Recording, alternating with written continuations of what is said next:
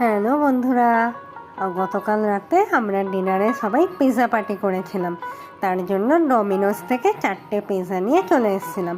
তোমরা কারা কারা ডমিনোসের পিৎজা খেতে পছন্দ করো আর কারা কারা পিৎজা হাটের খেতে পছন্দ করো আমাকে কমেন্টে জানাবে কিন্তু। ডিনার মেনুতে কি আছে বলো তো? আজ আমরা পিৎজা পার্টি করছি, তাই ডমিনোস থেকে তিনটে পিৎজা অর্ডার দিয়ে দিয়েছি। এখানে আরেকটা ছিল, সেটা আমার শাশুড়িকে দিয়ে এসেছি, আমরা আমাদের টপরে নিয়ে চলে এসেছি।